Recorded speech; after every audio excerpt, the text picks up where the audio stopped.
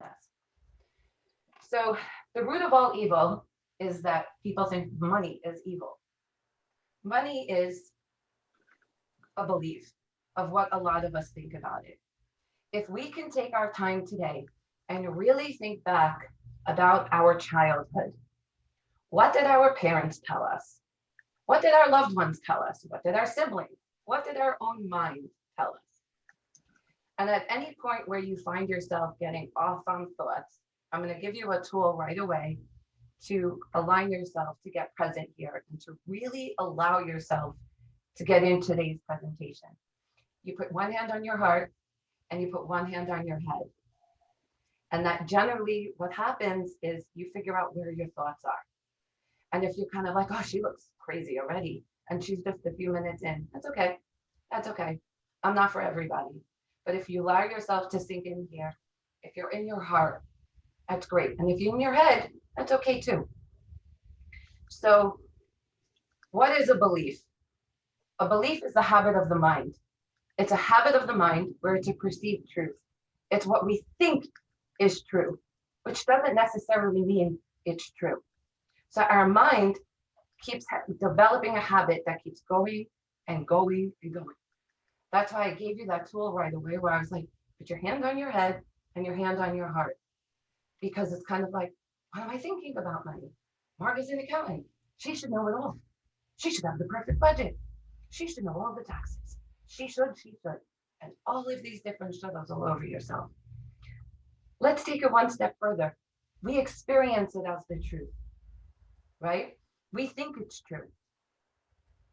What I'm going to tell you here today is let's question the nature of our words. But let's take our words at the same time that we're questioning it, but we want to honor ourselves and be like, why are we thinking that? So, is money a bad evil? Or is money just like an exchange for service when somebody wants to pay you for something? It depends on how you think about it. So there's two parts to this. There's a cause and effect, and there's if this happens, then that happens. So it's kind of like light, dark. If I ask for this sale, then this person is going to say something. So when you have a belief in your head, there's those two components. If this happens, then that happens. If I ask for the sale, that's going to happen.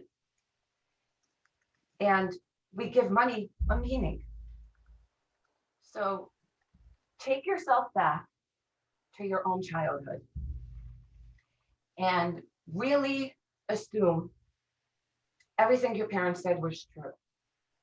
Now, your family told you everything and they took care of you. And what happens is it's like, you're like, I'm still alive. I have a roof over my head. Everything must be okay. Doesn't mean it's wrong or it's bad, but it's kind of like, is this serving us? So now at a young age, we've learned to accept and we've learned to just believe it. But the biggest thing is here that we don't question it. We just take it on and take it on and take it on. And here we are. I mean, I'm 41. I've taken on all my parents' beliefs, whether they serve me or not. So what did you learn about money? Did you think money was good? I'll tell you how I learned about money. In my community growing up, I was around people who had fancy clothes, fancy cars, and great vacations. I learned that those people get special treatment. I learned that those people are the people. They're like the cool people at the lunch table that you want to sit with. And you want to have the jacket. You want to have the cool hair, the keratin treatment that none of us really want to spend on, but we do because we want to fit in. Or the man who wants to have clean shaven and, that really good tie. I'm not a man, so, I'm making that part up. And, you just go on to believe that that's the way it is. I want to sit at that table. Now, we could go our whole lives and think that our parents did something wrong, but it's not. So we start to put all this blame and shame and all of these things. Now, why am I talking about this with you today?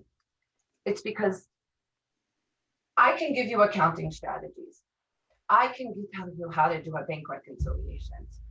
God knows, I can tell you how to sell your company. I can tell you what's doing wrong in QuickBooks. But none of that could be done if you don't understand money, which is the root, and how it works for you. So this is funny. Like, ever think like in your parents' house where everything in your parents' house where they're like, oh my God, you didn't turn the light off and you left the room, right? Or it's like, don't open up the window because the heat is on or the air conditioner is on, and then the 10 cents might be out the window. It's like, oh my God, do I own the electric company? Yeah. Oh, great shares. Good. And it's like, you thought that you had to work your tail off to make more money. The harder I work, the more I'm going to make. And I'm going to outbeat that person. Is it true? We don't know, right? So this is all a scarcity mindset. Does anybody know what a scarcity mindset is? I see a lot of nods. Anyone want to get out there and just take that step? So I could tell the. Oh, go ahead, Ismar. Oh, sorry. Go ahead. No, you go first. I have a quick story to tell that kind of shows this, but I want to hear. Gotcha. So my kind of quick and dirty explanation is scarcity mindset is this idea that if somebody has something, that means you have less. So there's a finite pie that everyone's just fighting over, basically. Definitely. Let me break down. I know you were going to be next. No, Jerry, go. I just want to say, money has never been my objective my entire life. Money is a kind of a byproduct of what I do. I do things for love, not money. I've always been that way. And now I'm in trouble. I forgot to make money. So, you know, if money is the motivator, I think it is bad. If what you do is what motivates you and it creates money, that's better. Definitely. So just quick story, something that happened to me about 2 years ago. I was at the grocery store and I was checking out and I was like watching the numbers tick up and tick up and tick up. And I was telling the lady behind the thing like, oh, ha, ha, ha, I'm probably not going to have enough money and I'm probably going to have to put stuff back. And this happens to me all the time. And I realized for the first time, because I'd been doing this for years, that here I am at the grocery store checkout joking about how I have no money. But I was actually kind of making that happen in my life. And every time I went to the grocery store, anytime I did something, it was like I always had just enough or like just under just enough. And as soon as I realized that, I was like shocked. I mean, my heart dropped to my stomach when I realized that I was doing this to myself. And that was when I started doing a lot of these money mindset activities and exercises. And you know, it was life-changing, that realization. So I think that to go from scarcity to abundance, it's a process for sure. It doesn't happen overnight, but being aware that you're in one mindset versus another is a really great place to start. It's a great time to start also because if you wait until it's too late, as I have, you know, I don't wish to go back. But had I, you know, started thinking money and, when I was 40, you know, I might not be living on 2 Social Security checks. Good lesson, Jerry. Thank you. Anybody else want to share? Okay. So I want everyone to take a few minutes and choose a belief that you have. And the next part of this is I'm going to give you a belief busting script with 9 steps to create freedom in your life. But you can have that today. So I'm going to hit on the clock like 2-3 minutes. It's 10:34. I want everyone to really choose something. And if it's 2, that's great.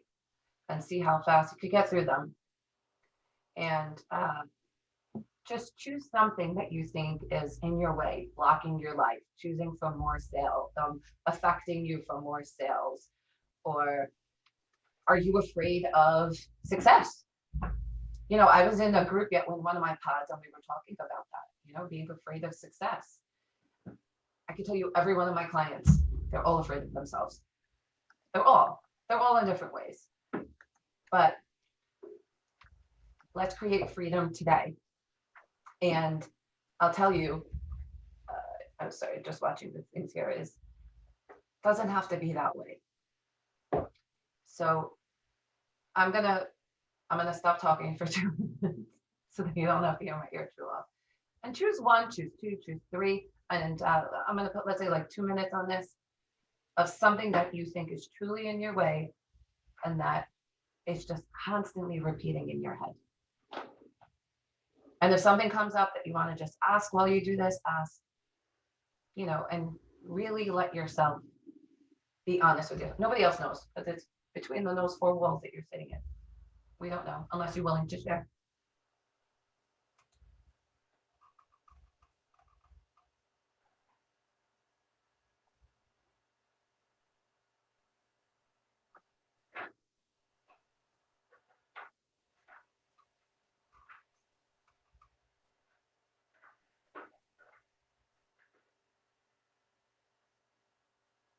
Fear of success. Yeah.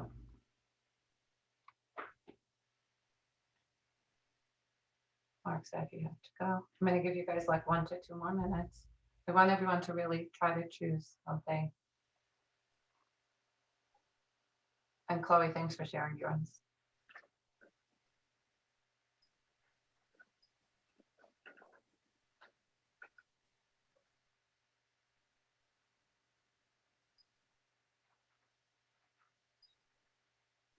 Okay, so hopefully everybody did. And if you didn't, you're going to miss out. So I'll tell you some of mine. Money doesn't grow on trees, Margot. I think I said this before. The more you work, the more you're going to make.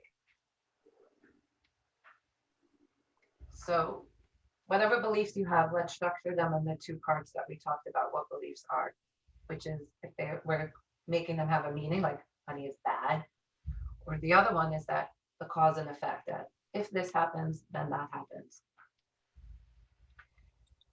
So what'll very easily happen is we start to blame ourselves, or we start to blame somebody else, or we start to accuse. She did this to me. She did that to me. And all these sorts of things, right? And lots of times then we should all over ourselves. And I'm throwing a lot of concepts out here. So I hope you guys are really taking notes to soak this in. Shame is a big one. And I'll tell you a little story about me. You know, because I'm an accountant and now I'm a CFO, I'm expected to know every tax law. I'm expected to know every single angle of QuickBooks or, you know, Xero, every program out there, because you're an accountant, Margo. So the perfectionist part would come out.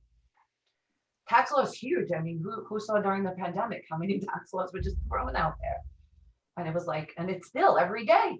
The forgiveness process for PPP was huge. And if any of you don't know what that is, you know, the government gave help for small business owners, a way to make payroll. And then with making payroll, what happens is that you're able to get it forgiven, that you didn't have to give it back. So people would say, oh, you're an accountant, you should know everything. You should know all the rules. But they were changing the laws faster than people could consume them. So hopefully you put them in 2 parts. But what we really need to have is compassion on ourselves and being more grateful. If we really take it in there and we have compassion for ourselves and be like, I survived childhood. I'm alive. My parents kept me alive, right? They kept me alive. I'm in one piece, right? I got a table, nature's here. I'm grateful. Grateful, Mom. I got food every day. Dad, you brought home money. if that was your belief that dad brought home the money, who knows, right? So, you guys ready for the script? Okay, nobody's answering me, so I hope you are. I'm going to ask you to choose from your list the biggest one, not the lowest one. I'm going to ask you to choose the biggest one that's staring you in the face. That sucker that keeps coming back every day. The one that keeps coming back, where it's like, nah, I'm not going to ask for the sale today. No, I'm not going to buy myself that new thing. I can't afford it. Not in my budget.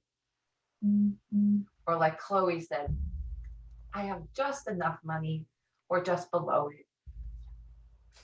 So the first question is, what is that belief? Oh, hold on. We actually have the waiting room. Admit all, two of the same people. Okay. Okay, I left them in. What is the belief that we're doing? Step 2, and leave yourself space because I'm going to run through these questions. What causes you to believe this? So at the beginning of this, we were talking about childhood, we talked about a family and all these different things that came. So what's causing you to believe it? And then you're like, oh, that son of a gun caused me to believe it. She did that, and we're going to get stuck on the blame and the shame. Now, the third part, this Claude keeps coming back and forth, so I'm going to stop paying attention to it, Clay. The third part is, what is this benefit you get from holding on to this belief? And this is the one that is the most time, and you want to get super specific on. So here are some of the ones that are my beliefs that were holding me back. Is it kept me safe. It kept me in my comfort zone. It kept me from avoiding responsibility. That was a big one, responsibility. And you avoid looking stupid. That was a big one with me. I have a bunch more, but I'm going to stop at that. Because it was like, Margot, you're an accountant. You should know everything. You have to know the tax law because I hired you to do my bookkeeping. All of those things. The next part is what is it costing you? Like truly, monetarily. So we're up to number 4. What is it costing you? Now, is it costing you your family? Are you not talking to somebody for years because of this belief? Or is it costing you something because you're just taking care of it on an external solution to avoid it? Now, when you look at what it's costing you and you really break it down between emotions, beliefs, and monetary, you're like, Which brings me into the next part is, what will it cost you in 5 years? That's the accountant part of me. The return on that belief, right? Now, I'm going to take this the next step because we're up to step 5. Looking back, now we're going to challenge this. Is it true for everyone, this belief that we're holding on? Now, I experience this every day with my clients. I had a client yesterday, she told me I wasn't sensitive. But doing 5 years of tax returns altogether, there's no time for sensitivity. She's filing 5 years. And this woman runs a $2 million practice. There's no time. The tax deadlines are here. I'm not here to be her therapist. I'm here to coach her through what she needs to do. I'm not sensitive, she said. That's her belief. Now, when you look back, is that belief challenging you? Is it true for everybody? And I'm saying that again is because, is it only for you? Or do you really think it's true for everybody? Because if you look at like Oprah Winfrey or all these other people, what are they doing with their money? Lots of them, they're creating impact. They give to all these causes that mean stuff to them.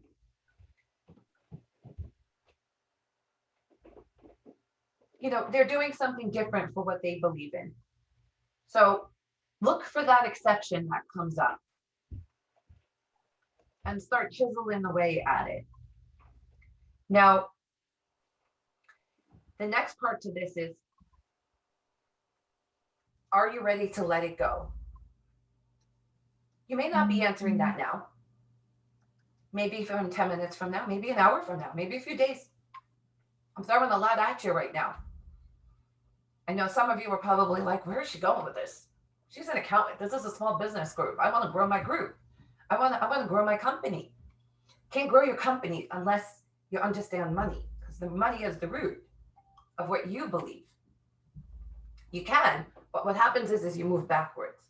And I'm telling you this from over a decade of experience of beliefs that keep coming in people in their way. So is it a lie? And if you think about the word lie is in the word belief. So what is true for you, now let's create a new story. Does that feel good for you?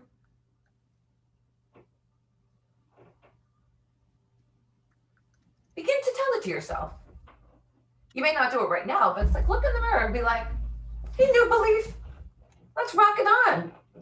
I'm gonna own it. I'm gonna go for that sale. I'm not gonna think if that. I'm just gonna ask for the sale, and I'm not gonna be attached to the results. How cool would it be if you operated from your own truth? Verse, what does a lot of us do? We scroll social media for the answers, but we have the answers within. Now, you're at a crossroad now. You've been listening to me for 20 minutes and you're like, when is this woman going to be quiet already? But you're at that crossroad. Where should I go? Should I go to the right or should I go to the left? It's more comfortable keeping that old belief. And it's more comfortable not listening to Margot because life can just move on. But let me tell you something about that road. It's always going to be there to go back to. So what do you have to lose by trying that new belief? Because you can always go back. It's always there. It's always there. So how cool would it be if you woke up every day and that belief just supports you so you could keep moving forward? Now, operating outside your comfort zone is never comfortable. Still on your call? Send me one article. If you do operate from this new place, you're now going to free yourself from all the limiting beliefs and all the things that you can't do, you shouldn't do, or you think you can't do because your mother told you. Actually, I shouldn't say mother because a bunch of us are mothers here, including myself. Your teacher told you that you were never going to be successful, or that, Margot, you're never going to be an accountant because you don't have great grades, or because your family isn't rich enough, or all of these different things. So you now have a regular tool in your pocket that if something is happening where the belief is just getting you upset, you just stop, you put your hands on your heart, you put your hand on your head, and you just get back to grounded. And you use these 9 steps so that you can let go of beliefs and create freedom for yourself. Create the life you want to wake up to each and every single day. When Chloe asked me to join this group, I'll tell you the main thing besides I die for this woman, I love her to pieces, is she's like, I don't want it to be boring. I want everyone to love it here and to be pumped. And she broke the concept of LinkedIn groups being boring because our group ain't boring. So this is the point where I'm going to invite you all to our VIP side for something for you all to think about. Our VIP side is, she put the link in the group, where we are going to do a lesson each month similar to this.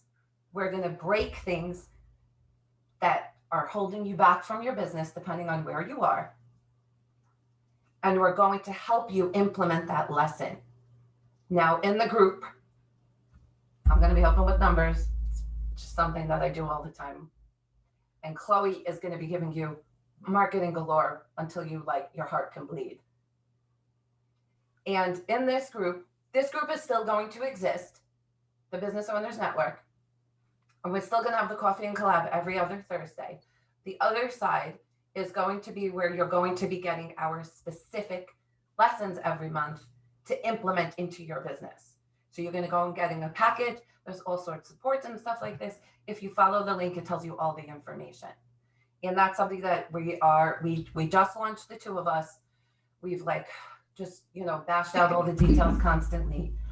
And I really look forward to seeing you guys in there. I look forward to seeing you guys today, today in Future Coffee, and I hope you guys enjoyed today.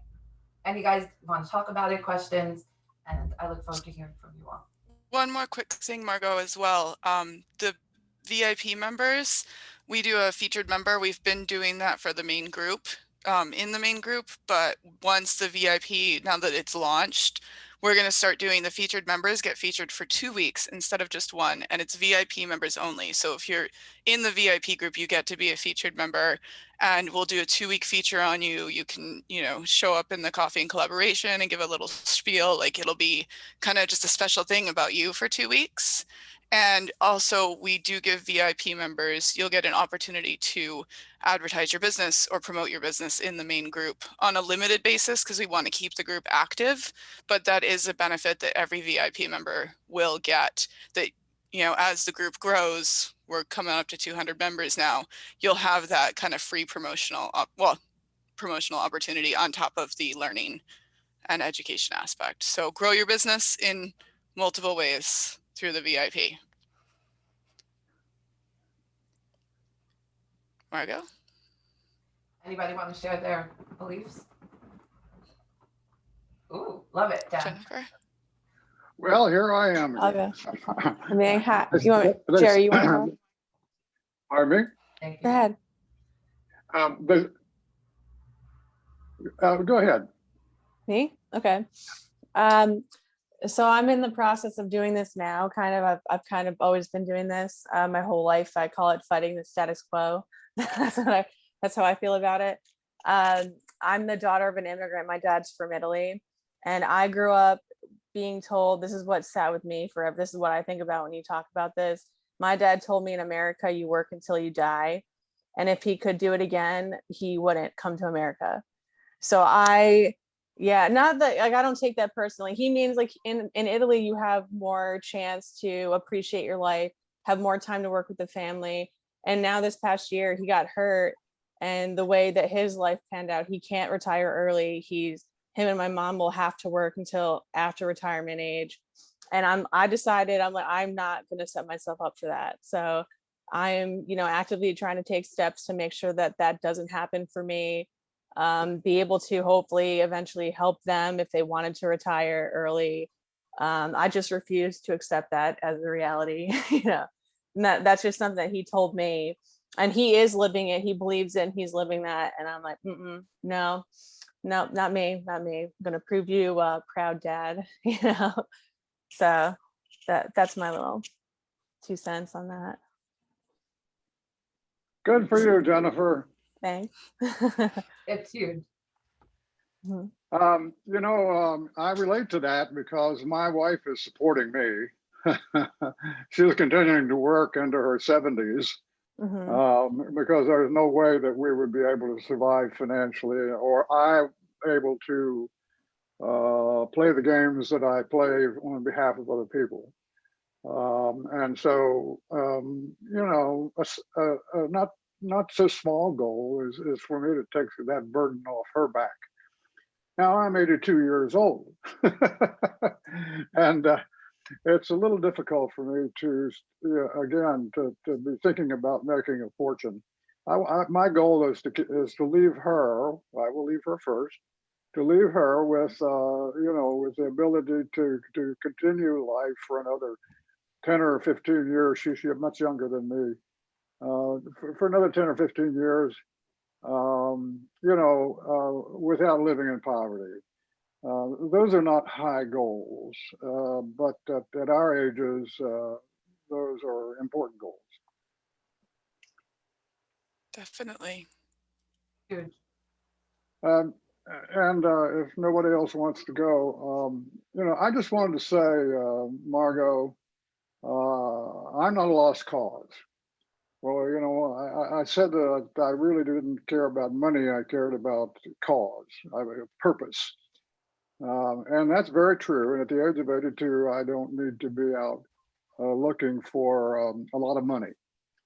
I have a business, and I like to say about that business that I'm building a business for others to own rather than myself. I cannot take it with me. But here's what I wanted to make sure that you understood. It doesn't mean that I don't think money is important. It's the goal for the people I advise, because I'm looking for people who are struggling entrepreneurs, or people who are employees who are struggling in that role, and I am looking to help them make money. I also want them to be socially responsible while they make money. And that's part of my disruptive business model.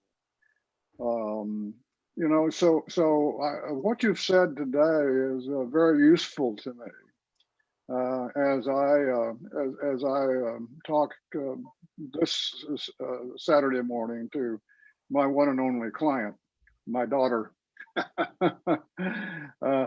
who wants to start a business like I want her to start. And she, by the way, is in accounting and just went to work for an accounting firm.